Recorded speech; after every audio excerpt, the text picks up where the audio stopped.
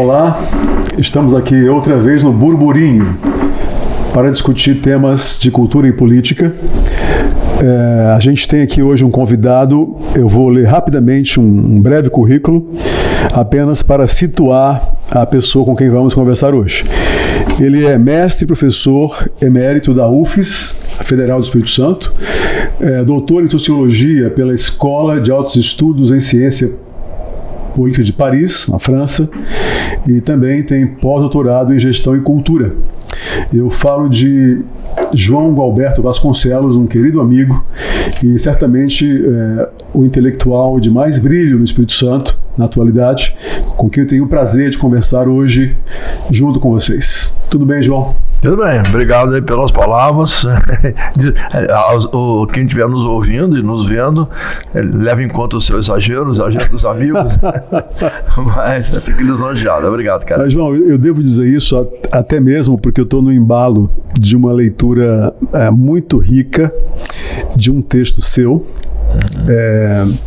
em que você fala de ciclos da política, né? Ao ler esse texto na semana passada, texto recente, eu me lembrei muito daquela teoria do Thomas Kuhn, um físico, em que ele falava dos paradigmas da ciência e como eles são sucedidos por novos quando o velho não responde mais adequadamente às demandas da atualidade. Me parece que o seu texto lida um pouco com isso, o reconhecimento de que os ciclos vão sendo sucedidos em razão do esgotamento do seu poder de resposta. Exatamente. É isso mesmo? É isso. Se você, na verdade, for fazer um raciocínio histórico um pouco mais longo, você pode pegar isso nos ciclos de poder mesmo europeu, por exemplo, as monarquias, né?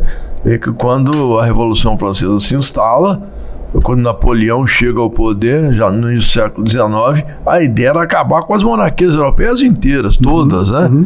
Isso foi parcialmente conseguido, né? Tanto que o imperador português, a última monarquia que resta é a portuguesa, que veio para o Brasil e conseguiu se perpetuar como monarquia. Nós passamos o século XIX inteiro na monarquia aqui, que era um regime que estava absolutamente esgotado na Europa, que se esgotou desde o final do século anterior, né? O regime brasileiro também, ele se manteve, num certo período ele se esgotou, o final do Império. Hoje tem de volta aí um movimento monarquista, que às vezes centra muito na figura muito importante de Dom Pedro II, mas esquece que Dom João VI, Dom Pedro I, né? A monarquia não foi só o período de Pedro II, sobretudo o período de Pedro II mais maduro, viajando pela Europa, né? Um humanista, um homem intelectual vigoroso. Então, mas voltando à história aí, então as monarquias foram vencidas, né? Então, historicamente, os regimes são assim. No caso específico do raciocínio que a gente faz aqui para o Brasil, eu tenho lá a origem do meu pensamento está na análise do Coronel, né? É aquilo que eu chamo que é o imaginário do Coronel. Então, assim, nós temos no Brasil uma sobrevida muito extensa de velhos sistemas, né? A sociedade brasileira é uma sociedade que não produz rupturas com facilidade, né? Como é que os americanos venceram a contradição entre o norte e o sul, entre uma sociedade baseada na igualdade no norte e uma sociedade escravocrata no sul, né? Venceram na Guerra da Secessão, na segunda metade do século XIX. Então, as contradições foram tão grandes que elas tiveram que ser vencidas numa guerra, né? O Brasil nunca fez essa passagem pelas rupturas. Nós temos um sistema político que aí até que tem uma apropriação muito inadequada de uma expressão que o Sérgio Buarque utilizou, que é do homem cordial. Sim. Não se trata de cordialidade, mas dessa cordialidade meio hipócrita do nosso dia a dia, que faz, às vezes, sobreviver na base de relações nepotistas, de amizade, das coisas pessoais, a corrupção, sistemas que já estão envelhecidos. São sistemas, João, em que o interesse privado está sempre à frente do interesse público. No caso da sociedade brasileira, nós tivemos a ruptura da República, né? No final do Império, 89, mas uma ruptura, a República logo se degenerou, né? O primeiro presidente do Estado, como se chamava na época do Espírito Santo, foi o Afonso Cláudio. Era um desembargador, era um intelectual, era um positivista.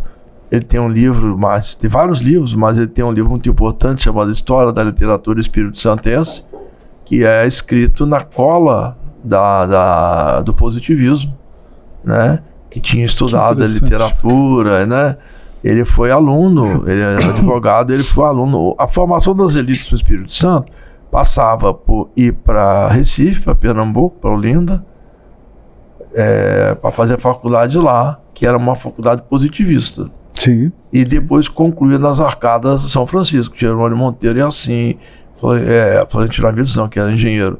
Mas a história das elites... Luiz Martins fez um pouco isso também, né? A história das elites capixabas é essa história da formação positivista, né? O Afonso Cláudio teve essa formação positivista. A obra mais importante dele, na verdade, é a obra sobre a revolução, sobre Queimados, a revolta de Queimados, que foi o primeiro registro feito por um membro da elite capixaba do movimento de escravos, de escravizados. Sim. Né? E isso passou para a história. Nós só temos o registro hoje do que se passou da selvageria, da barbárie, da violência, da desumanidade e daquele movimento passado na Serra, no distrito de Queimado, porque o Afonso registrou. E o Afonso, então, virou republicano, né, positivista republicano, foi o nosso primeiro presidente. Pra você ter uma ideia do que eram os modos daquela época, o Afonso Cláudio pegou um estado muito endividado. Ele tinha 2 casas, uma onde ele morava e outra que ele alugava. Ele vendeu a casa que ele alugava para pagar funcionário público. Ele tinha uma ideia romântica do que seria a República, a ideia é que o coronelismo sangrou e fez morrer. E ele escreveu em 1922 um livro analisando a República, um livro muito triste. Ele morreu deprimido, na verdade. Eles naquela época chamavam de melancolia, mas ele teve uma crise depressiva quando ele viu. E o outro, que é importante republicano, capixaba, que é o Bernardo Horta de Cachoeiro, ele se matou em 16. Então, assim, os verdadeiros republicanos, eles saíram da ação política e foi entregue, então... Sofreram moralmente. Psicologicamente. Aí veio 30, né? Veio o golpe de Vargas, veio um outro momento. No Espírito Santo, então, a República Velha, ela é vencida pela gestão do Blay. O governador Blay, que entra em 30 e fica até 43, substituído pelo João de Santos Neves. Então, se nós pegarmos os ciclos mais longínquos, nós temos o ciclo da República Velha, nós temos o ciclo varguista, e aí tem o ciclo que eu analiso no artigo que você cita, que começa na eleição... Só uma informação para o nosso público. Tá. O governador Blay era... um agente das forças de Vargas no Espírito Santo.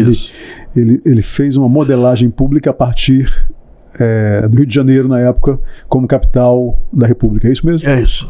Tem um belíssimo livro escrito pelo historiador Fernando Chiamé, que se chama Era Vargas, né, no Espírito Santo. E ele analisa muito bem. Ele, na verdade, foca muito na eleição de 34. Porque ele chegou, foi nomeado interventor, mas o Vargas fez uma eleição pelas assembleias para transformar os interventores em governadores em 34. Sim. E o Blay, com muita habilidade, vence essa eleição, que o historiador descreve. Depois de 37, Vargas dá o golpe, e ele é nomeado de novo interventor, quando ele fica até 43. A Era Vargas no Espírito Santo é uma época muito importante, porque a gente trabalha pouco memória, né? A gente pensa pouco memória política. O Blay, ele fez um conjunto de obras muito grande. Quer dizer, a República Velha, ela deixou aí aqueles monumentos que estão lá no centro de Vitória. A Fafi, né? O Palácio Anchieta, transformado em palácio no estilo eclético, né? Em 1908 a 12, quando o Jerônimo foi presidente do Estado. Aí ele fez também o Palácio que chamava de Congresso Legislativo, né, que depois virou o Palácio Domingos Martins, e que é hoje o Sônia Cabral, né? É dessa época também, da República Velha, o Teatro Carlos Gomes, o Teatro Glória, são empreendimentos privados, mas são dessa época. O café tinha muito valor, mas o Parque Moscoso, que foi o Jerônimo Monteiro que fez, a Santa Casa de Misericórdia. Mas eu estou falando dessas coisas porque quando o Blay quando o Florentino foi presidente do Estado, entre 24 e 28, ele era cunhado de Jerônimo Monteiro e de Bernardino Monteiro. Então, 2 irmãos e um cunhado tomaram conta. O Jerônimo criou, em 1908, o Partido Republicano Espírito Santense, que dominou o Estado de 8 a 30. Então, um partido único, né? Que as oligarquias se batiam ali dentro, mas não formavam outros partidos. Mas, então, na verdade, esse ciclo do Blay é um ciclo muito importante. Vamos pegar assim, só a Vitória. Então, o Florentino, ele tinha um foco muito grande em benefícios públicos, mas uma lei de posturas que ele fez é muito interessante. Ele chama o pobre das classes perigosas. Então, no modelo paulista, porque quando o presidente do Estado fez, não sei se foi Jorge Tibiriçá, um presidente do Estado de São Paulo, ele fez um parque grande, fica ali na... Eu não sei exatamente qual deles, mas um parque grande que ele fez, ele usou essa denominação, que não deviam ter acesso ao parque as classes perigosas. Então, quem eram os pobres? Que andavam descalços, se embriagavam, não tinham emprego fixo. Vulneráveis. Não estavam vulneráveis. Desprezados pelas elites desde sempre, né? Exatamente. Ainda bem numa época em que a escravidão tinha terminado há pouco tempo, né? Negros, né? João, faz só uma pausinha aqui, por favor. Tá bom. A gente está falando dos ciclos, você está no Blay. E você vai em seguida mudar. Antes de mudar, eu queria usar seu conhecimento para perguntar a você sobre a influência de Vargas nesse contexto aqui no Espírito Santo, um estado de forte colonização italiana.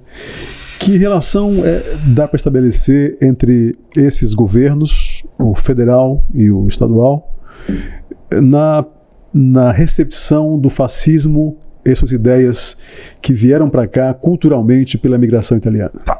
Então tá bom. Eu vou só terminar assim, esse pedacinho do Blay aqui e responder a você. Então, só para terminar assim, como o Blay, ele faz uma inflexão, então, das obras públicas, que deixam de atender só as elites, para naquele projeto varguista, sobretudo a partir de 37, o trabalhismo, trabalhar as classes operárias. Ele faz o estádio Governador Blay. Sim.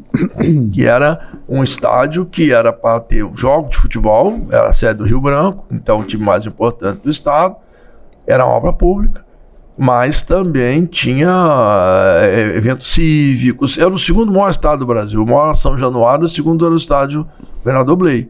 E tanto quanto o São Januário era o Dia do Trabalhador, era esses eventos cívicos todos, era a teoria higienista daquela época. Mas ele constrói também a sede da Faculdade de Farmácia, ele faz a Escola Técnica de Vitória, ele constrói a Escola Técnica de Rive, que é a Escola Técnica, a Escola Agrícola, ele constrói Santa Teresa, que é a Escola Técnica também. Hoje são 2 IFES, na verdade. Sim. Ele constrói o Hospital dos Funcionários Públicos, lá na Cidade Alta, perto da Catedral. Então tem uma inflexão, assim, com todos os defeitos do Vargas. Ele percebeu que o mundo não era formado só de oligarcas, que ele também precisava trabalhar com as emergentes classes operárias, né? Então, ele em associação com os industriais. Mas no caso específico do Espírito Santo, não havia um setor industrial aqui, como havia em São Paulo, como havia no Rio Grande do Sul. Então, como é que o Vargas montou sua estratégia de poder? Ele nos estados que não havia esses setores de classe média emergente, ele tinha o apoio da Associação Comercial, que aqui era dirigida pelo Carlos Lindenberg, sobrinho de Jerônimo Monteiro, e ele fazia uma relação com os coronéis fora do poder. A oligarquia capital se dividiu. Jerônimo foi presidente do Estado de 8 a 12, depois dele um outro, em 16, acho que o coronel Marcondes, em 16, aí veio o Bernardino, irmão dele. Quando chegou na sucessão de Bernardino, os irmãos se cindiram, se dividiram. E aí teve 2 candidatos, um do Bernardo e outro do Jerônimo, os bernardistas e jeromistas. Aí o candidato, venceu o candidato do Bernardino, que é o Nestor Gomes, e aí o Jerônimo não aceitou essa derrota, E foi muito interessante, tem uma passagem até engraçada, porque eles fizeram uma eleição, né, da presidente da Assembleia, mas tinham 40 deputados, 20 de um lado e 20 do outro. Aí elegeram 2. E aí a posse do presidente da Assembleia ia ser dada no palácio na posse do governador. Então eles fizeram o seguinte, eles saíram correndo, quem chegasse primeiro se sentaria na cadeira. É uma Olimpíada de poder, né? Então sentou o bernardista. Aí foi dar posse ao presidente e os 20 jeromistas então saíram e criaram uma assembleia paralela. E aí que, como ela funcionava na casa do homem que tinha o monopólio da carne verde, como se na época em Vitória, chamava o Palácio da Linguiça. Então lá no Palácio da Linguiça ficaram os jeromistas e lá no Palácio Anchieta chegou a ter tiro. O Jerônimo tinha uma base muito forte, ele chamou uma facção da polícia militar e eles mataram gente, atiraram contra o palácio, inclusive. Bom, então o governo nacional interviu, deu posse e garantiu o governo do Nestor, depois da sucessão com o Bernardino e com o Florentino, que foi um arranjo, porque Florentino era cunhado de Jerônimo e de Bernardo, era casado com a irmã mais nova deles, né? E aí então veio a superação disso, né? E veio a Era Vargas. Então o que o Vargas fez no Espírito Santo? Ele fez um acordo com os jeromistas, que era assim que ele fazia no Brasil inteiro. Onde ele não tinha uma base moderna industrial como ele tinha em São Paulo, no Rio Grande do Sul, talvez em Minas, no resto do Brasil, ele escolheu a fração dos coronéis que estava fora do poder para localizá-los no poder. Sim. No Espírito Santo, o fracionamento era tão grande, a disputa era tão grande, que ele nomeou o Blay, que não era nem jeromista, ele nem era daqui. O Blay chegou aqui como o lugar-tenente do comandante da tropa federal que veio tomar o poder no Espírito Santo. Só que quando a tropa chegou aqui, as forças que estavam no poder, eles pegaram o coronel que chegou aqui e nomearam para um telegrama general para ele aderir. Aí ele foi embora, ele aderiu, foi embora para o Rio de Janeiro e deixou o seu lugar-tenente em seu lugar, que era o capitão João Punaro Blay, que era, não era comum um capitão ser o comandante de uma tropa. O Blay, então, era um getulista, era um tenentista, era um homem que não tinha fidelidade às elites locais, mas ele era habilidoso o suficiente para ficar 13 anos no poder. Eu acho que é o mais longevo dos dirigentes capixabas e é o mais longevo dos interventores de Vargas. Então ele era um Varguinhas mesmo, né? O Achamé, esse livro que eu citei, o chama do Vargas Capixaba, né?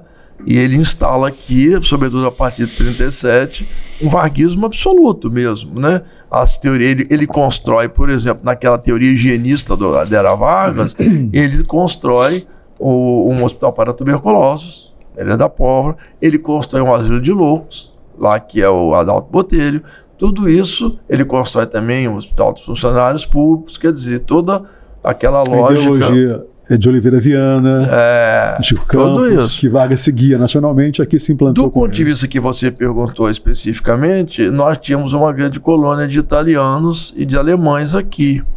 Os italianos, eles aderiram ao Partido Integralista, eles viraram integralistas. Se você pegar a malha da eleição de Bolsonaro no Espírito Santo, é a malha integralista. É a malha das cidades que aderiram. Venda Nova, Castelo, né? Nova Venécia.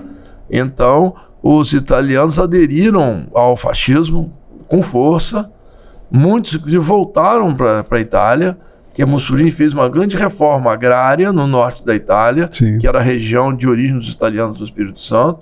Alguns voltaram, mas os que ficaram aqui ficaram todos muito ligados. Você já adiantou a minha pergunta seguinte, que a sua análise ela tá muito ligada a esse imaginário social. Aliás, você foi aluno de Castoriadis, na França, que é depois você fala sobre ele, um pensador fabuloso, já falecido naturalmente.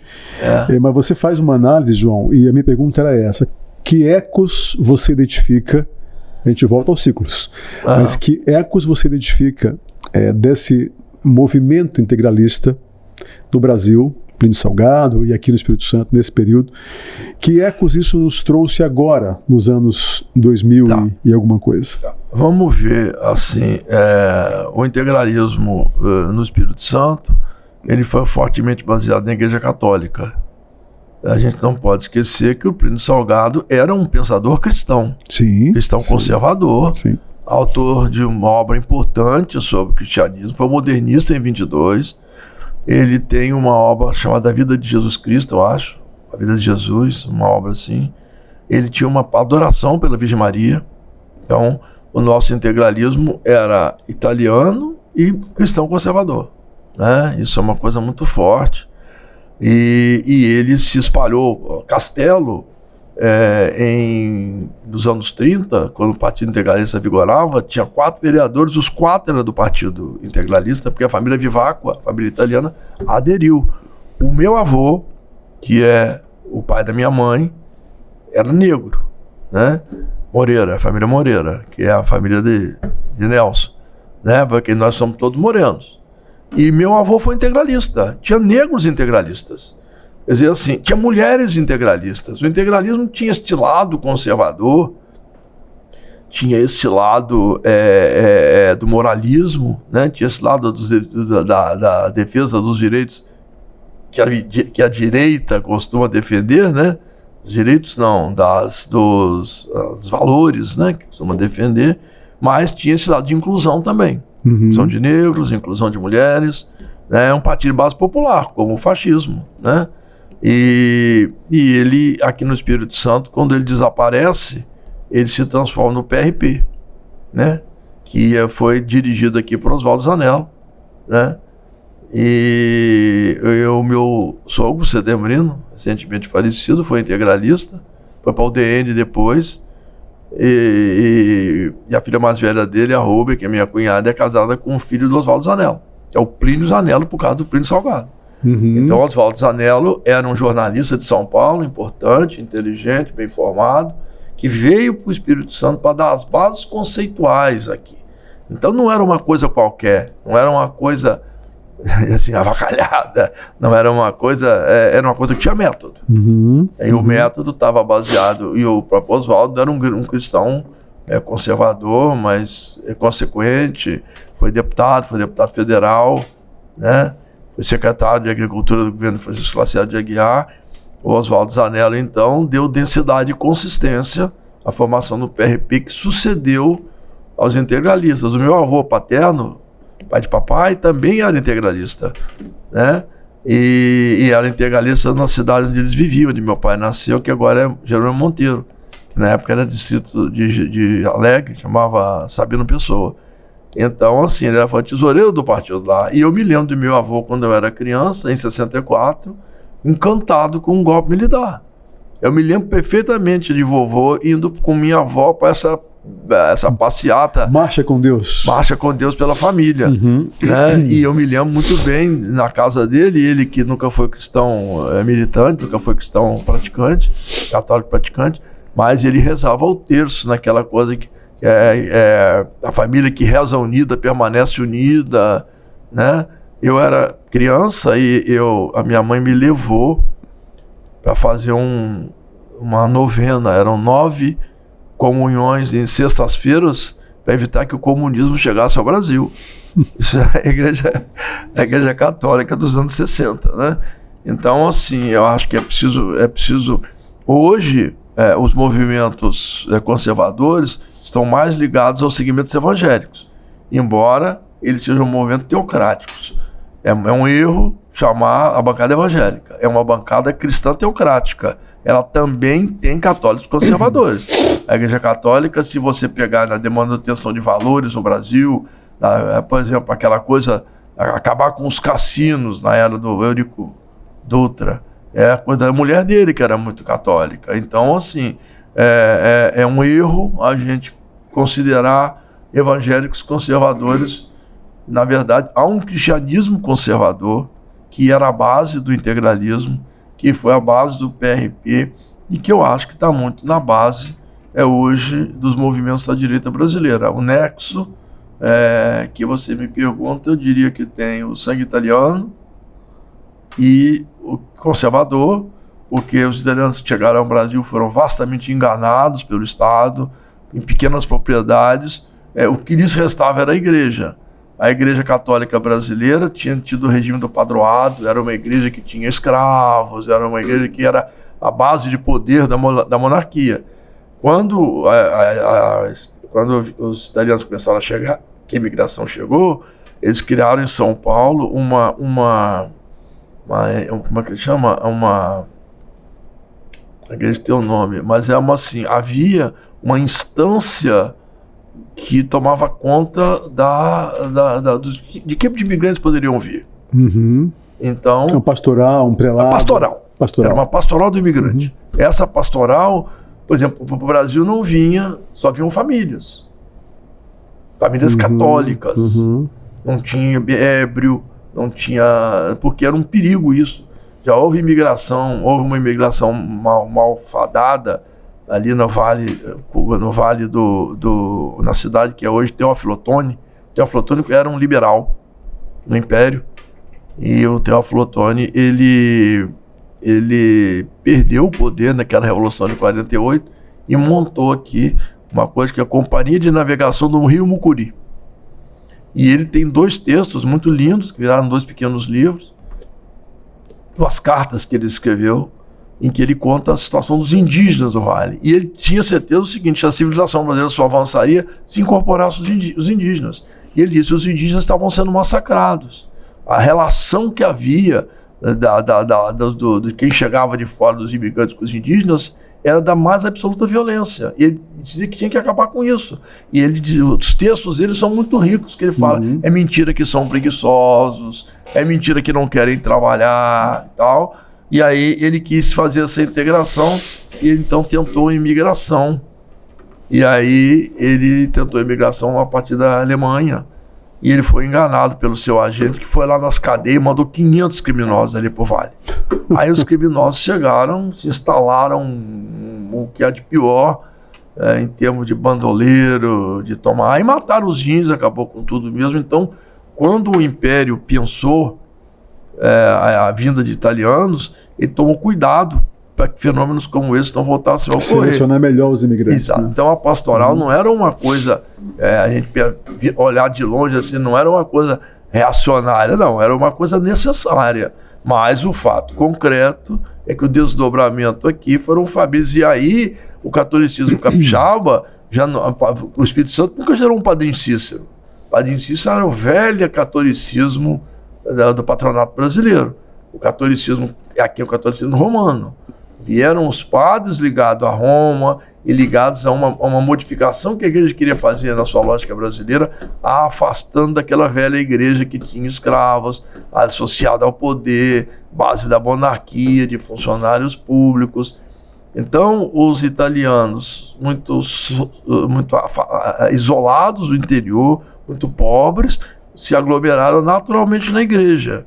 Então, os padres tinham uma forte influência sobre esse grupo. É por isso que o integralismo entra pela igreja, porque as pessoas já estavam predispostas àquilo, já haviam um grupo social mais vinculado ao catolicismo, a esse gênero de catolicismo, e acabaram, então, aderindo de forma espontânea, natural, produto de suas vidas, do seu cotidiano, a essas ideias. É por isso que elas persistem, né? Elas constroem aquilo que eu chamo do imaginário, né? É muito mais que o desejo de Vargas, é muito mais que o desejo de Plínio Salgado. Transcende é uma coisa a política. Está entranhado, né? Mas o fato concreto é que essa gente fez essa modernização que as oligarquias não fizeram. Sim. Este ciclo de poder, dos quais nós vamos tratar aqui na sequência, eles se instalam pela modernização varguista, pela inclusão das massas na política, porque nós não podemos esquecer que o Vargas criou o PTB, criou o populismo, criou o trabalhismo. Sim. Por mais limitado que seja a democracia do populismo, ela permitiu o ingresso na política de novos atores. E são esses novos atores Você que vão... fala no seu artigo isso, que teve a incorporação das massas, né? Das massas. Pela política, né? Exatamente. Isso você identifica já em Vargas e em sequência isso procede. O último dos interventores de Vargas. Então vamos agora para os ciclos da política para a gente chegar no hoje. Na era Vargas, o último interventor foi o João de Santos Neves. O João de Santos Neves filho de um médico importante de São Mateus, João Santos Neves, farmacêutico. E quando estourou a Revolução Constitucionalista de 32, ele se alistou como soldado do lado de Vargas. Ele então era varguista in pectore, era varguista de verdade, né? Então, quando o Vargas instalou o Estado Novo em 37, ele criou um conselho de desenvolvimento, um conselho administrativo, que substituiu a Assembleia. O Jones fazia parte desse conselho, e é do Jones a ideia de criar um banco no Espírito Santo, que é o atual Banestes, que foi criado nos anos 30, com o nome de Banco de Crédito Rural do Espírito Santo, que era para financiar os pequenos agricultores. Já é um pouco essa inflexão aí para um capitalismo um pouco mais moderno. Então o Jones foi interventor, depois de ter sido esse conselho, foi interventor. Jones fez, em 43, a sua interventoria, o primeiro planejamento a nível estadual que o país fez. Ele fez lá um projeto interessante, é dele, a primeira reestruturação do governo do Estado, no dia 24 de outubro, não esqueço que é o dia do meu aniversário, de 1943, ele lançou uma primeira estrutura burocrática do governo estadual, primeiro organograma, e ele criou o DSP, o Departamento de Serviço Público, colado ao DASP, que era para criar normas de funcionamento, critérios de compra, meritocracia, concursos públicos. Ele inaugura esse momento no Espírito Santo. Isso era baseado isso foi até minha dissertação de mestrado na PUC do Rio, que era essa reforma que ele fez lá nos anos 40, depois seguida por Cristiano, em 67, na cola do Decreto-Lei 200, ele criou a 2296, e depois Elcio, em 75, cria a 3043. Esses modelos estão em vigor aí até hoje. Um modelo... Que é uma estrutura weberiana de burocracia, totalmente, de instituições, né? Totalmente. O Guerreiro Ramos, que é um importante formulador do DASP, ele tinha feito uma formação americana, e o DASP partia de uma coisa que eles chamavam teoria do departamento geral, que era a ideia que você tinha que juntar num só lugar as questões administrativas para lhe dar escala e racionalidade. Sim. Né? Bom, então esse é o Jones, né? Essa era a Vargas, acaba a era Vargas, o Getúlio então cria dois partidos, ele lá em São Borja, o PTB e o PSD. Aqui no Espírito Santo ele chama Carlos Lindenberg e João Santos Neves para criar o PSD. E ele chama um militar para criar o PTB. E os dois trabalham sempre coligados, né? O lado popular e o lado oligarca, né? Que é a síntese da política brasileira. O novo e o velho sempre em conchavo e sempre de uma forma desigual, né? Mas aí o Carlos Lindenberg se elege nosso primeiro governador, o Jones o nosso segundo. Aí eles são vencidos por um populista, que é do velho PTB, que também Vargas instituiu, que é o Francisco Lacerda da Aguiar, que era do mesmo partido deles, não conseguiu ser candidato ao governo e criou um outro partido, criou a chamada Coligação Democrática, e aí criou um movimento de ruptura, mas depois Carlos Lindenberg volta, Francisco Lacerda de Aguiar volta e vem o golpe militar. Então, estes 5 aqui são o primeiro ciclo de poder, são 5 mandatos, mas eles tinham, não significa que os mandatos eram iguais. Sim.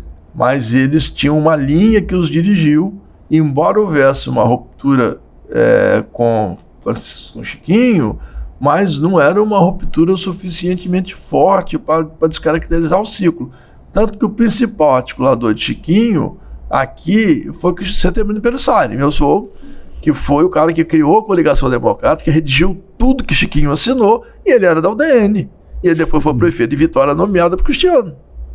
Então, assim, para dizer assim, mas como é que o cara que fez a Coligação Democrática depois foi o prefeito indicado? Porque isso era parte do mesmo imaginário. É por isso que dá densidade ao ciclo, né? Bom, mas esse ciclo tinha uma tarefa. Qual era a tarefa deste ciclo?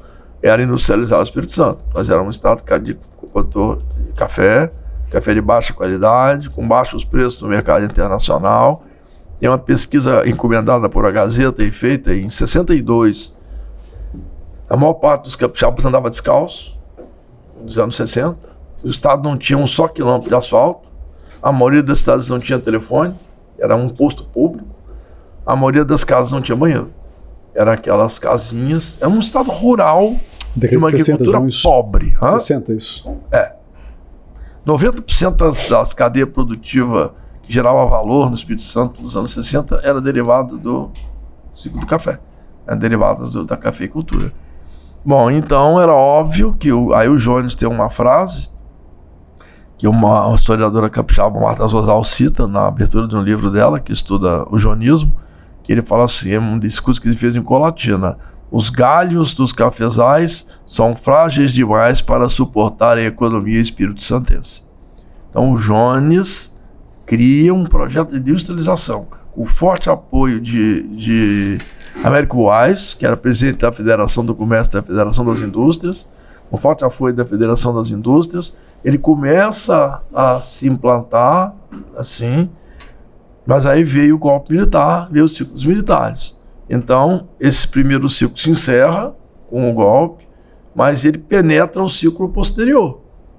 Por quê? Porque o Cristiano Dias Lopes era líder do governo de Carlos Lindenberg e era jonista de carteirinha. O Cristiano era um adepto do jonismo. Tinha dentro do PSD a ala jonista, que era a ala progressista ligada a Juscelino Kubitschek, essa lógica do desenvolvimentismo, e tinha a ala carlista, que era a ala mais coronelista, ligada. Tem um livro da Lúcia Hipólito chamado O PSD de Raposas e Reformistas. Né? Então o Jones era dos reformistas. Né? Então isso persiste. O Cristiano é um grande governador, é o maior governador que o século XX teve no Espírito Santo, de longe. Criou todas as bases da nossa industrialização, e aí começa esse ciclo industrial realmente que ele foi pensado aqui. Olha, isso aqui ainda é o ciclo do café, é o ciclo dos coronéis ainda. Aqui não. Aqui aí nós temos aí o Jones, nós temos aí o Cristiano, depois o Arthur.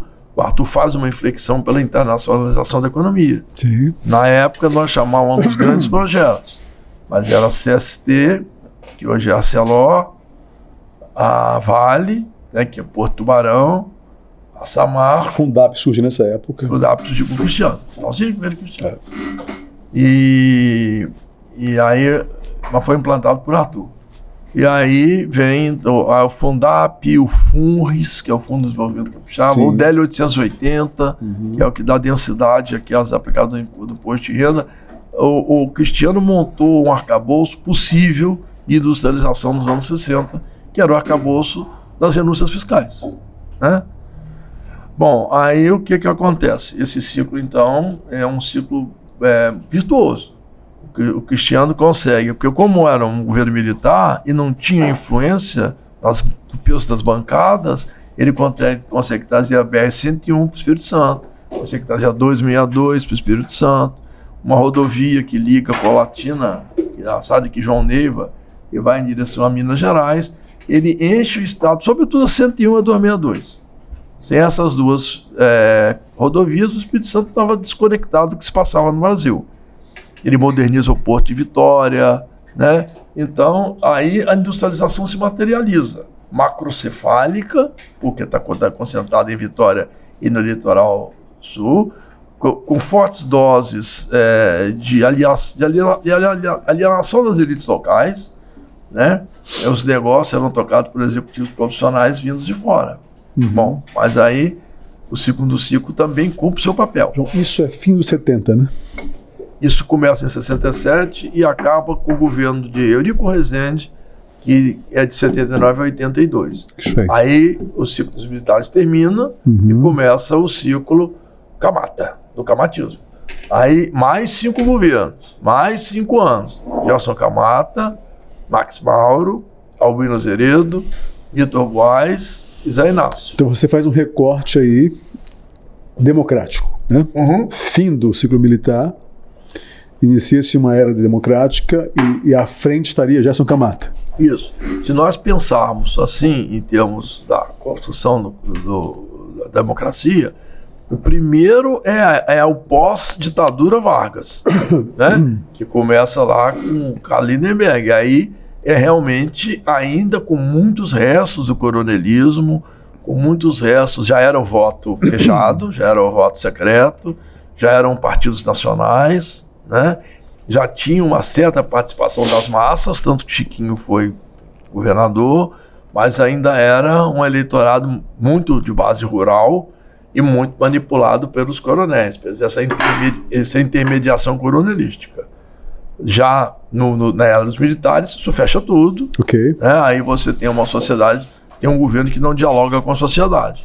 Vemos o Camata, aí já é segunda onda da redemocratização, a dos anos 80. Camata, então, que também veio do ciclo anterior. Tanto quanto Cristiano veio do ciclo anterior, Camata era Arena.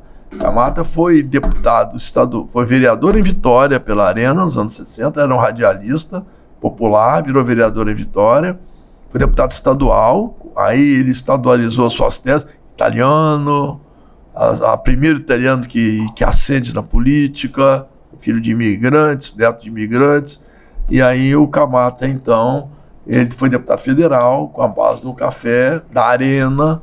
Ele muda para o PP, que cria Tancredo Neves. O PP não vinga, por causa daquela eleição de 82, que fez aquela vinculação de votos. Ele vai, então, para o PMDB, disputa a convenção com o Max Mauro, ganha, apertado de Max, e fazem um acordo, que ele seria o primeiro candidato e Max o segundo. E assim foi feito. Então é o mesmo ciclo, é o mesmo partido, é a mesma base, né? E aí este ciclo aqui é o ciclo que faz uma coisa muito importante, que junta e moderniza o rural. Se o ciclo dos militares tinha construído a industrialização em Vitória, o ciclo do camatismo, que é uma coisa que precisa ser mais elucidada no Espírito Santo. O camatismo tem uma importância enorme. Paulo Atung e Renato Casagrande são filhos do camatismo. As elites que ocupam o atual ciclo vieram do Camata, né? Então, assim, do camatismo como instituição política, né? Instituição imaginária. Então, o Camata chega ao poder em 82. O Camata é muito importante no Espírito Santo, porque quando ele vai fazer essa questão do rural, ele cria as rodovias rurais, a eletrificação rural, ele cria a telefonia rural. Não haveria esse boom de Pedra Azul, essa emergência do Caparaó, essa coisa de Santa Teresa, essa agricultura que se renova, que dá os cafés especiais. Agora, quer dizer, toda essa ideia é uma ideia possível pela materialidade que dá o Camata. Então, o Camata é o cara que faz a articulação do rural com o urbano, que começa a quebrar essa macrocefalia industrial que o ciclo anterior havia produzido. O Max é o segundo. Depois do Max vem uma inflexão, que aí Albuino, Vitor e Zé Inácio não tem a mesma dinâmica. No último governo, que foi do Zé Inácio, degringola enormemente. E aí esse ciclo que começou lá na redemocratização com um jovem deputado, eu acho que tem uma dimensão na eleição do Camata que é estética, sabe, Caleb? O Camata era um jovem bonito, casado com uma jovem mulher muito bonita também. Nós estávamos saindo da ditadura da era Geisel, daqueles generais Figueiredo, aqueles generais de óculos escuros, mal-humorados. Cafonas, mal-humorados.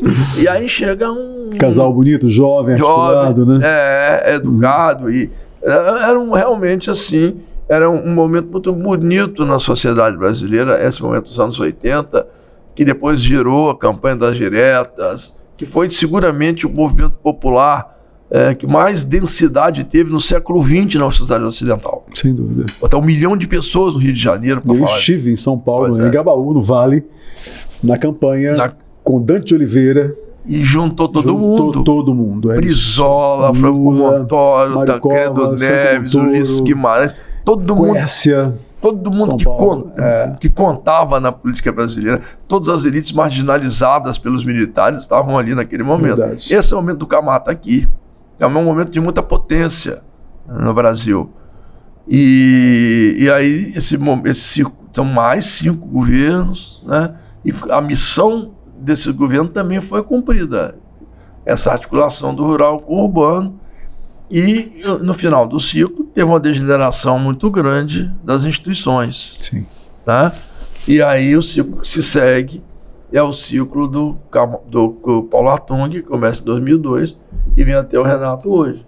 Também nós temos aí 5 governos, também nós temos aí o ciclo com uma tarefa muito clara, que era a tarefa de moralizar as instituições, de gerar transparência, né, de gerar um modelo de gestão da sociedade mais articulada com as demandas da sociedade.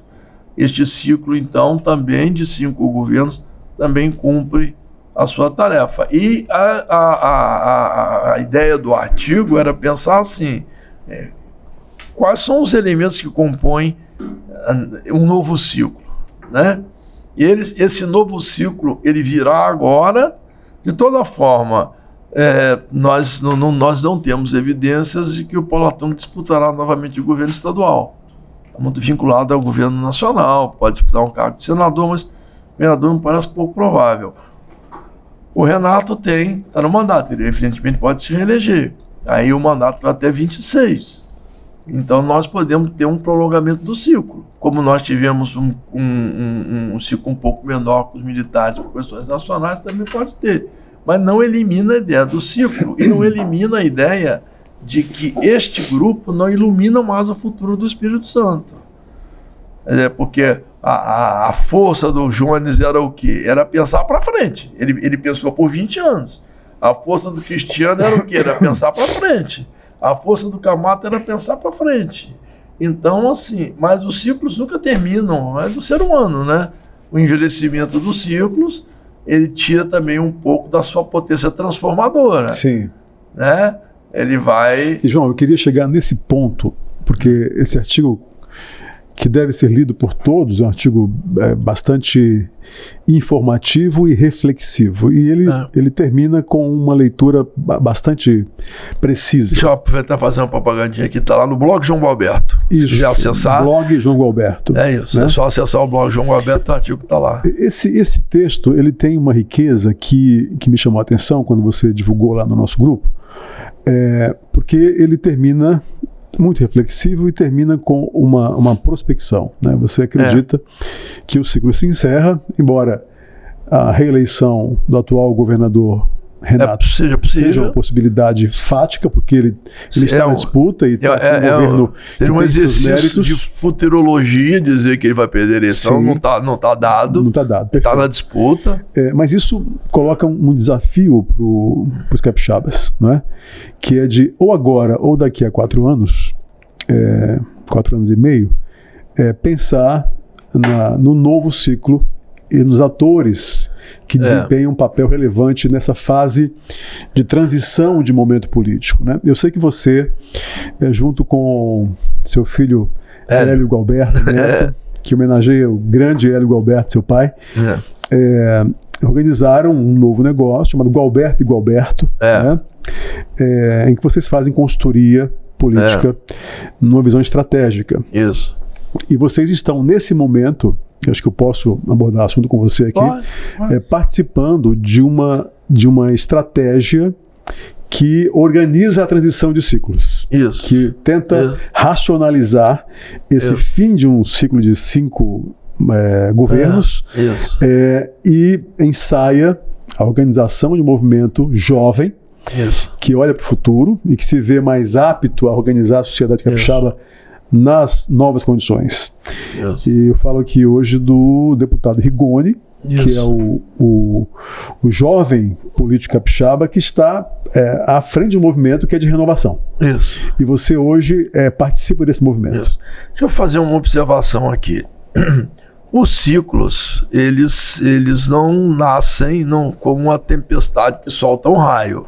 Eles são gerados, né, ao longo do tempo e por atores.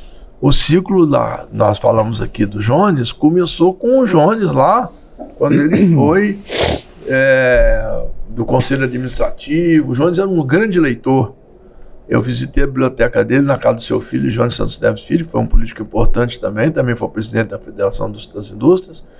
E ele morava aqui na Praia da Costa, na casa que o Dr. Jones construiu, o pai. E tinha uma biblioteca, e você via a biblioteca dele, era uma biblioteca de um estudioso. Um homem que lia nos anos 40 aquele fundo doméstico, todos aqueles economistas que geraram o pacto econômico do Plano Marshall, que geraram a economia do pós-guerra. Ele era um leitor assíduo disso, lia muito também essas questões ligadas aos pactos políticos. Então era um autodidata, porque ele era um farmacêutico, mas um homem muito inteligente, muito capaz, muito estudioso. Então foi lá das maquinações de Jones e dos seus parceiros, seus discípulos e adeptos, que se gerou esse plano de desenvolvimento.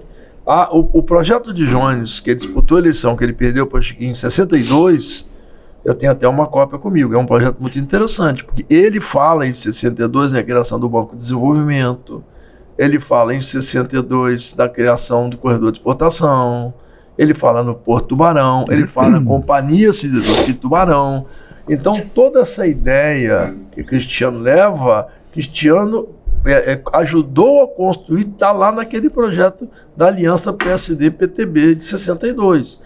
Então, assim, o projeto dos militares nasceu dessa luta. O projeto do Camata, que é esse projeto aí, que é um projeto de uma geração inteira, né? Que era o fim dos movimentos militares, tudo isso.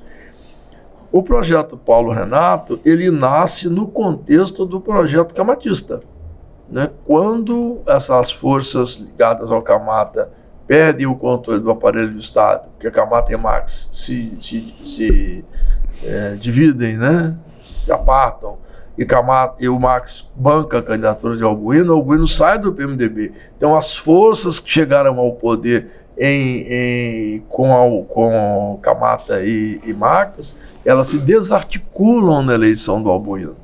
E a partir daí nós temos uma ascensão da Assembleia e todas aquelas coisas que ocorreram no Espírito Santo que nós conhecemos. Que foi uma captura do Executivo pelo Legislativo. Isso. E geralmente com finalidades prejudiciais para o interesse público. Exatamente. Então, quem vai colocar o Estado nos trilhos é o Paulo no seu primeiro governo. Os 2 primeiros governos. Ou vem o governo de Renato, volta o governo de Paulo e vem o governo de Renato. São 5 governos de novo, com 2 governadores, porque agora nós temos a reeleição. Muita coisa se manteve muito boa. Eu vou falando do deputado Felipe Rigoni, eu vou dizer uma frase que ele gosta de dizer. Ele diz que tiraram o Espírito Santo da Série D do Campeonato Brasileiro e levaram para a Série A. Então, assim, isso é verdade. Transparência, forma correta de gerir o Estado, todos esses elementos estão presentes nesse ciclo. Mas esse ciclo que hoje Rigoni desafia. Mas aí você falou assim, dessa construção. Então, assim, o Jones lá participou da construção daquele ciclo, com suas ideias, que chegou até o final dos militares. Camata vem do ciclo da redemocratização, do MDB. O Paulo Hartung, que o apoiou na convenção, era do antigo Partido Comunista, do PCB, né? Vários, o Fernando Equenhoff, Luiz Mulan, Vasco Alves, Paulo Hartung, esses foram os delegados vindos da esquerda que ajudaram a eleger o Camata. Então o Camata é um pacto com os setores da esquerda, que evidentemente que se transformaram numa centro-esquerda no poder. Vasco foi prefeito de Vila Velha, Luiz Mulan foi prefeito de Iguaçuí, Félix Correia foi vereador em Vila Velha, Luiz Mulan foi governador, prefeito de Iguaçuí. Mas este ciclo que traz o Camata é o ciclo da redemocratização gerado, sobretudo, no movimento estudantil. É importante ver que o movimento estudantil gerou 2 líderes. Gerou o Paulo Hartung de um lado e o Vitor Buarque de outro. Gerou o que veio ser o PSDB e o que veio ser o PT. Mas eles são germes de um mesmo ciclo, que o Camata materializa no início. E que depois o Marx vem, depois vem o Albuino, depois vem o próprio Vitor, que é do PT também. Então, assim, este ciclo é o ciclo que desconcentra as decisões industriais, que desconcentra o desenvolvimento, e que o Camata, quando foi candidato, o lema dele era "vamos governar juntos". Era muito moderno para 1982, né? Em plena ditadura militar. Bom, Então, esses ciclos, eles têm essas gerações, né? Eu falei lá da Associação Comercial, que ajudou a gerar Era Vargas, da Federação das Indústrias, que ajudou a gerar o ciclo de Cristiano, as instituições empresariais como o Espírito Santo e a Ação também são importantes na formulação deste ciclo. Nós estamos chegando ao fim, né? Então, a questão agora, aí já pensando assim, no papel da minha empresa, né, que é minha, do meu filho, da Maria Vitória, no papel dessa empresa neste momento, né? Nós acreditamos num modelo metodológico, né, que eu chamo de diálogos estruturados, que é uma forma de você organizar a escuta popular, né? No caso específico desse projeto do deputado Felipe Rigoni, nós organizamos uma pesquisa, 50 pessoas em todo o estado, qualitativa, que ouviu essas pessoas e fez uma síntese de como é que os capixabas estão vendo a sua cena política. Depois nós fizemos uma coisa chamada de diplomacia, que é uma conversa com formadores de opiniões, líderes populares, líderes empresariais, líderes religiosos, né? E finalmente estamos fazendo uma rodada que a gente chama de rodas de diálogo. Nesse momento, João, a sua empresa está, eu posso entender isso, está aplicando na prática Castoriades. É isso, está aplicando a construção. Conhecer o imaginário social e a partir daí elaborar soluções que se casem com as expectativas das pessoas. E primeiro compreenda, o Castoriades não gostava do verbo entender e compreender, eu gostava do verbo elucidar. Ele disse que você nunca compreende completamente uma coisa. Você traz elementos para ajudar a elucidar o que está se passando. Perfeito. Então, é para ele ser um pouco mais modesto dessa coisa, né? Mas então a gente traz elementos para ajudar a elucidar a cena política, né? Os seus principais atores, as suas demandas. Agora, a ação política, e política é ação, uma ação política, ela vai se dar a partir do desejo do ator. Claro. Né? A gente pode contribuir na construção de conteúdo, a gente pode contribuir nessa metodologia da escuta. Depende do ator e das forças que lhe dão apoio. Isso. Não é? Nesse momento, já que falamos desse movimento de renovação de ciclo, essas forças relevantes no universo econômico e político do Espírito Santo estão sensíveis a essa mudança de ciclo? Como é que está isso hoje? Aí é uma outra coisa que tem a ver com a construção dessa sociedade minha, do meu filho e da Maria Vitória. Tem a ver com outra coisa que como é que a cena política está construída hoje, né? Se você pegar a geração que vai de 18 a 24 anos, jovens, quem tem 18 anos já nasceu nos governos desse ciclo. Tá? Quem nasceu em 2003, o primeiro dia do governo de Paulo Artung, tem agora 19 anos, não é isso? Então, quem tem até 24, 25 anos, desde que é bebê, que está imerso nesse ciclo.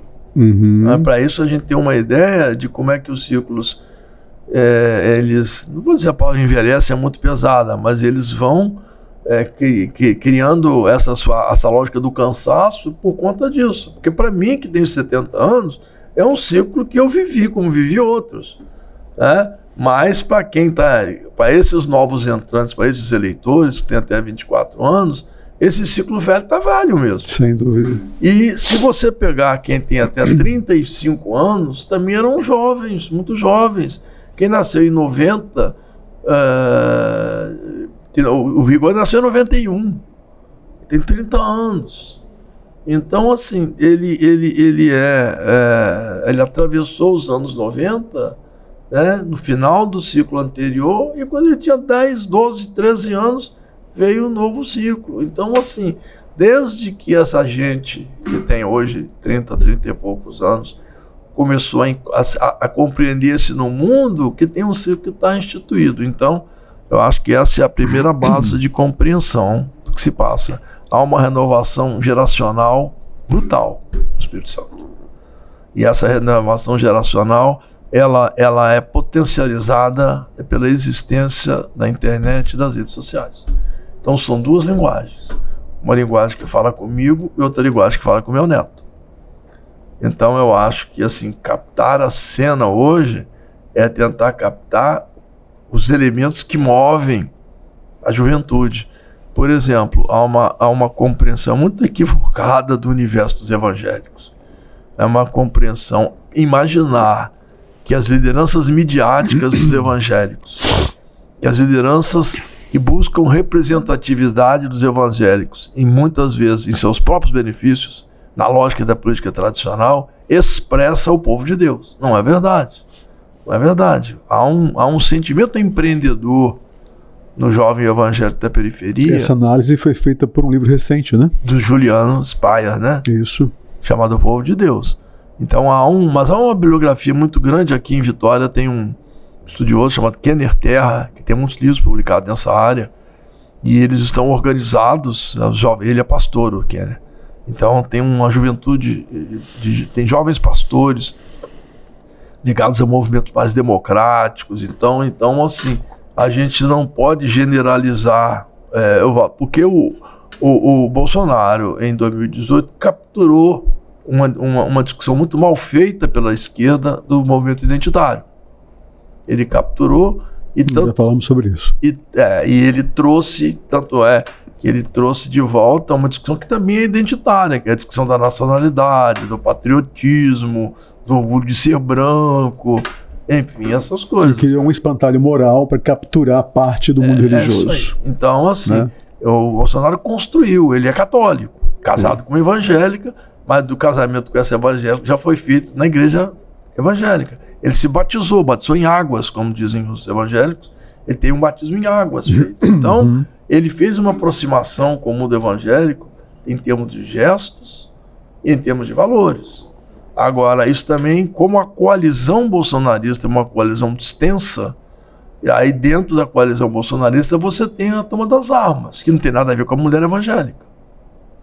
Então, assim, a compreensão desta nova cena política, que a gente se propôs a fazer, essa pequena equipe, né, organizados lá na Gualberto e Gualberto, com um método que a gente chama de diálogos estruturados, é justamente capturar estas novas vertentes do pensamento, essas novas vertentes da construção do imaginário. João, e é isso que vai determinar o novo ciclo, a capacidade de capturar isso.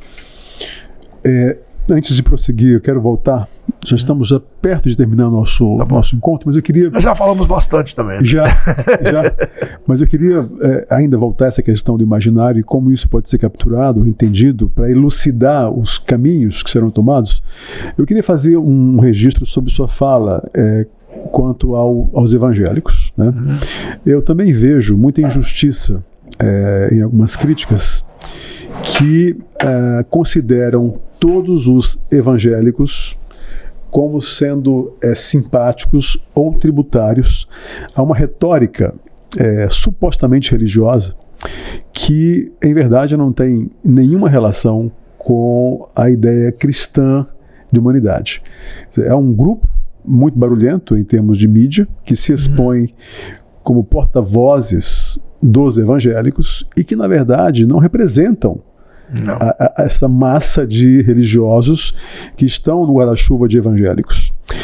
Me fala um pouco dessa distinção que tem que ser feita, porque é justa, entre um grupo que se apropria da retórica evangélica midiática a serviço de interesses nem sempre republicanos e muitas vezes imorais, mas que tomam o espaço público como se fossem eles os donos da bandeira evangélica.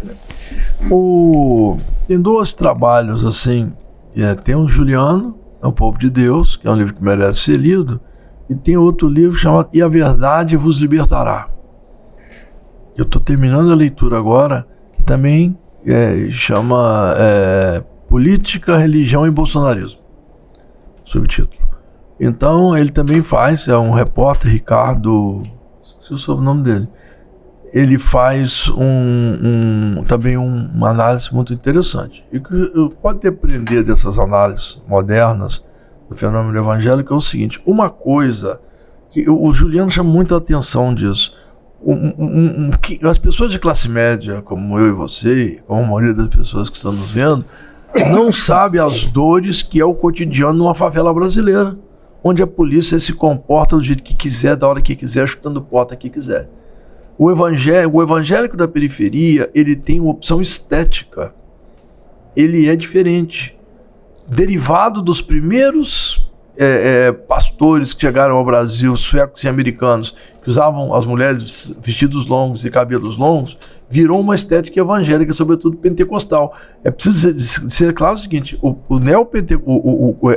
o evangélico brasileiro, ele é neopentecostal, preto e pobre, e mora na periferia. É desse setor social que nós estamos falando.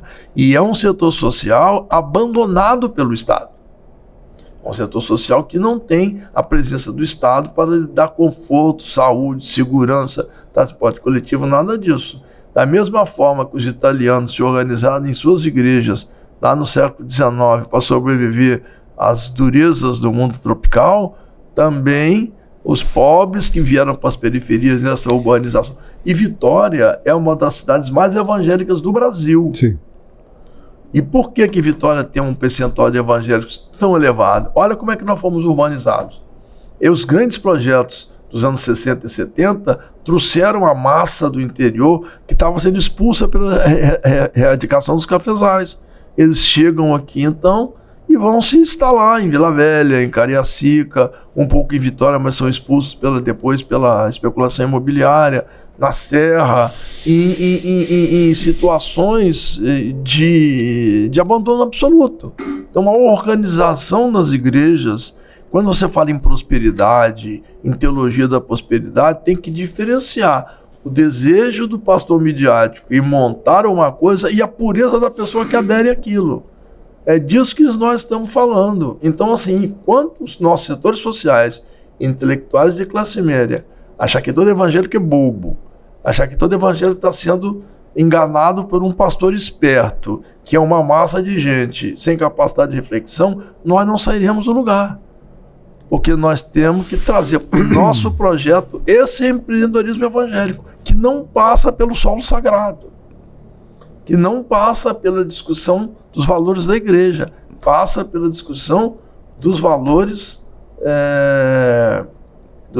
cristãos, sim, pelo respeito aos valores cristãos, sim, mas não obrigatoriamente pela adoção como governo de uma pauta moralmente atrasada. Há uma diferença nisso. Foi essa incompreensão, foi essa má vontade dos nossos setores sociais, foi esse fato que achar que basta fazer um acordo com um pastor para ter os evangélicos do seu lado, que produziu esse enorme equívoco de compreensão. Então, assim, quando a gente trata lá dos diálogos estruturados, a gente está tratando de lidar das conversas com esses setores, da escuta desses setores, para depois o agente político poder ter elementos para, na sua ação, incorporar isso. Então, assim, a capacidade de compreensão, de elucidação, ajuda a iluminar a ação política de quem quer construir o futuro a partir desses novos elementos. João, eu fico muito feliz de ver um pensador sofisticado como Castoriadis, Cornélios Castoriadis, virando metodologia para fazer política no Espírito Santo em 2022, tentando criar caminhos para um projeto de transformação de ciclos políticos, né?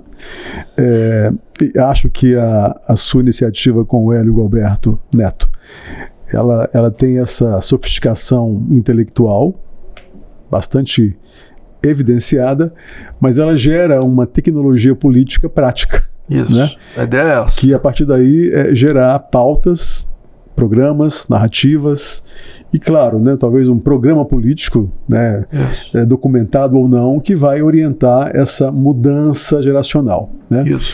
Eu fico muito feliz de ver isso porque reforça a necessidade, por exemplo, de um conhecimento teórico capaz de balizar os comportamentos. Né? Não há improviso, né, João? Não há improviso. E os velhos ciclos políticos, eles costumam ficar presos demais às ideias que levaram ao poder. né? Isso não é acusação a ninguém, mas é uma evidência histórica, né? Normalmente, lembra lá do baile da Ilha Fiscal, a monarquia dançando, sim, não acreditando, sim, que aqueles...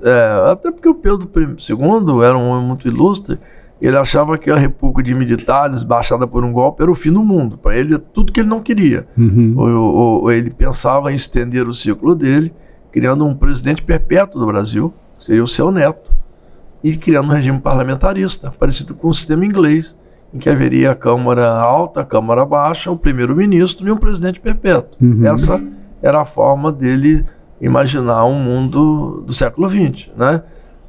Os militares interromperam isso com um golpe que acabou numa república que, na verdade, tinha um imperador a cada 4 anos, né? Não tínhamos um sistema democrático de fato. Então, assim, quem está metido nos ciclos, ele enxerga o ciclo para além dele, né? Então, assim, a ideia de um método é um método que justamente faz compreender estes ciclos, né? E ajuda aos tomadores de decisão, aos políticos, às lideranças, porque, na verdade, o ciclo ele não se implanta pela compreensão intelectual, o ciclo se implanta pela liderança política. A incompreensão intelectual é um elemento do processo, sim, mas o elemento que define o processo é a capacidade. Por isso, assim, mesmo que esse ciclo se estenda por mais 4 anos, mesmo que não haja renovação agora, é importante a construção do processo. O Jones começou o processo, demorou anos para ele se explicitar. O Cristiano começou o processo, demorou anos para se explicitar. O Camata também. O Camata já é tributário de um projeto que lhe antecedeu, que é o projeto do fim da renovação estudantil do fim dos anos 70. Então, assim, todos esses ciclos, né, eles também portam um novo, né, e é preciso compreendê-lo para tocar, mas a ação da liderança é que os transforma em realidade. E uma coisa importante também, que é preciso que os novos atores estejam abertos e sejam sensíveis, tanto na perspectiva intelectual quanto política, a essa leitura que você tem feito da realidade. Porque eu acredito que os seus clientes têm que estar abertos a uma reflexão um pouco mais profunda, sob pena de nada compreenderem e não virem valor no que você vem desenvolvendo na Gualberto e Gualberto. E aí eu olho para o cenário capixaba hoje e vejo poucas pessoas com essa perspectiva intelectual e até emocional para incorporar ao novo ciclo elementos tão sofisticados como, por exemplo, Castoriadis, mesmo que seja como método apenas, né? Na verdade, assim, nós não temos assistido, do ponto de vista da construção intelectual, da construção metodológica, uma renovação muito forte das nossas elites. Mas como demanda, como desejo, tem. Tanto tem que Arnaldinho é prefeito de Vila Velha. Sim. Ele veio de que bolha política? Qual é o forte partido que o apoia? Que alianças ele tem? Ele é um produto deste mundo novo. O Sérgio Meneghelli, prefeito de Colatina, é ser candidato ao Senado e é uma liderança. Vença ou não vença, concordemos ou não concordemos com suas ideias, é uma liderança. Sim. Então, assim, são lideranças forjadas, um outro imaginário, né? E se você pegar a renovação que tem em Viana, você pegar a renovação, mesmo em Cariacica, que é o Clério Sampaio, é um político mais antigo, mas ele entrou com uma leitura muito renovada. Ele é evangélico, da Igreja do Evangelho Quadrangular, ele compreendeu este mundo dos pobres. E ele faz o governo muito voltado para esta pauta. Ele não extinguiu a eleição, ele não esgotou a eleição no discurso ideológico. Ele transformou isso em políticas públicas. Então, você começa a observar, você vê que há movimentos de renovação, um desejo de renovação nas massas, nas populações, nos eleitores.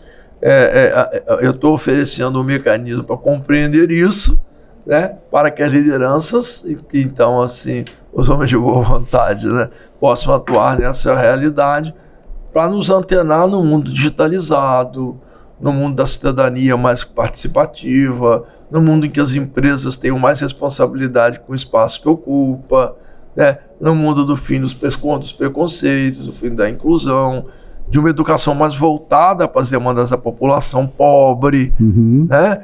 De um Estado menos centralizador, de um Estado que se opera e se realiza através de instituições da sociedade e que não transforma tudo em políticas estatais. Quer dizer, o público não precisa ser feito pelo Estado, o público pode ser feito pela sociedade, desde que esteja sob controles, né, dos bons princípios do Estado. Então, assim, eu acho que este casamento é esse, o casamento da elucidação, da compreensão, da construção,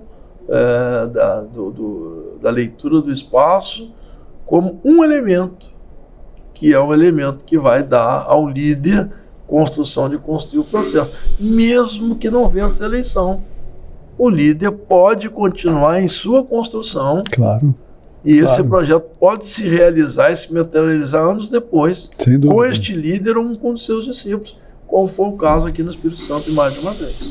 Olha só, João, a gente está aqui burburinhando há mais de uma hora. Eu queria agradecer muito a sua presença. Eu acho que foi uma conversa. Eu preferi ouvir muito mais do que falar ou apenas interferir. Eu achei que você trouxe uma mensagem muito rica para os nossos ouvintes, num ano crucial para o Brasil, que é o ano de eleições, né? Fico feliz com você e com a Gualberto e com esse trabalho maravilhoso, baseado em, quem diria, Castoriadis, coisa inédita, né? Muito rica. Esse nosso bate-papo vai para todas as bases de podcasts, Deezer, Spotify, YouTube. Depois passe lá, se inscreva, dê um joinha ou dê um dislike, não tem problema. E a gente vai continuar com esse trabalho de levar um pouco de reflexão, tentando melhorar o burburinho. O burburinho é essencial para elaborar o nosso universo político. Obrigado, João. Grande abraço. É você, Caleb. Obrigado.